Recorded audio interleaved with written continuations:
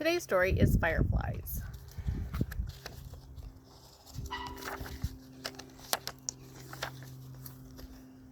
On a summer evening, I looked up from dinner and through the open window into the backyard.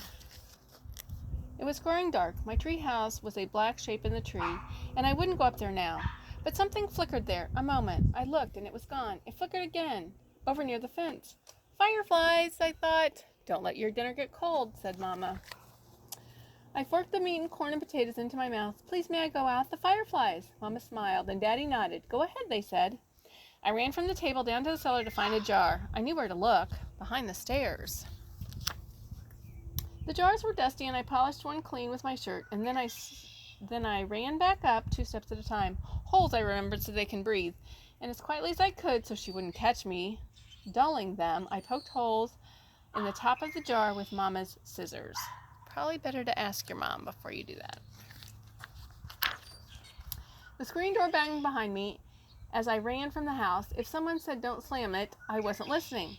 I called to my friends in the street, Fireflies, but they had come out before me with polished jars, and others were coming behind them.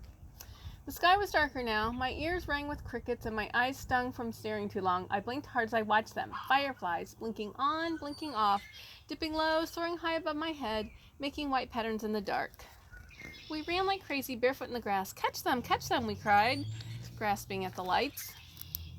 Suddenly a voice called out from above the others. I caught one, and it was my own.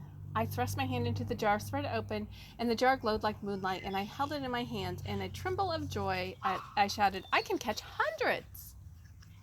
Oops. Then we dashed about, waving our hands in the air like nets, catching 2, 10, hundreds of fireflies, thrusting them into jars, and waving our hands for more.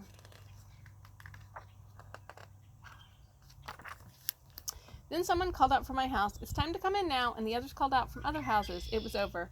My friends took their jars of fireflies to different homes. I climbed the stairs to my room and set the jar on the table by my bed. Mama kissed me and turned out the light. I caught hundreds, I said. Daddy called from the hallway. See you later, alligator. After a while, crocodile, I called back. I caught hundreds of fireflies.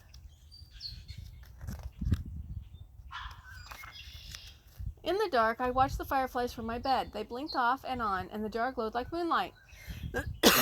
But it was not the same. The fireflies beat their wings against the glass and fell to the bottom and laid there.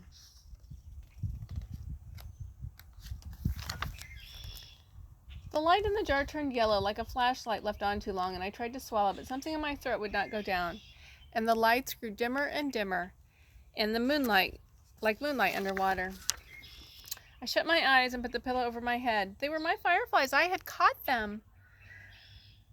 They made moonlight in my jar, but the jar was nearly dark. I flung off the covers, went to the window, opened the jar, and aimed it at the stars. Fly, I said. The jar began to glow, green, then gold, then white as the moon, and the fireflies poured out into the night.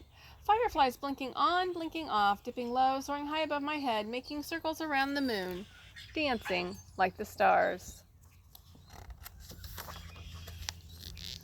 I held the jar dark and empty in my hands. The moonlight and the fireflies swam in my tears, but I could feel myself smiling. Have a good day.